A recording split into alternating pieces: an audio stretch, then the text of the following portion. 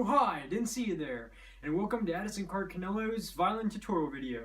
We'll be going over the basics of the violin. Let's get started. Before we get started, let me show you some of the parts of the violin. Starting on the bottom, this is the chin rest, the tailpiece, fine tuners, mute, bridge, strings, fingerboard, peg box, tuning pegs, scroll, and if you look at the whole violin, the upper part is the upper bout, the midsection is called the waist, and the lower section is called the lower bout. These are called the F holes, and inside it there is a sound post. If you look on the very back here, this is a shoulder rest. It's optional, but I highly recommend you get one. And of course, here's the bow. On the bow, this is the bow strings. This little part right here is called the frog, and here is the this lower section here is the tightening pin. I'll now show you the proper positioning. So, if you look on the back of the violin, this is the shoulder rest. This is optional, but I highly recommend it. If you see here, there is a curve. This curve is what's going to go right on your shoulder. If you look on the other side of the violin, here's the chin rest. This is going to go right underneath your jawbone. So what you first want to do, you just want to rest your violin on your shoulder like so.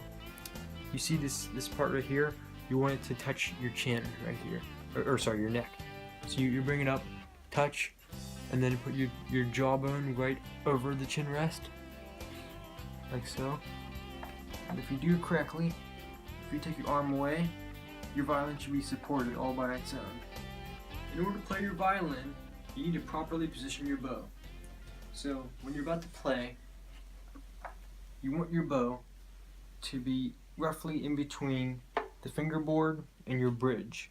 When you make strokes, you don't want it to be crooked, like either way, this way, that. You always want it to be straight.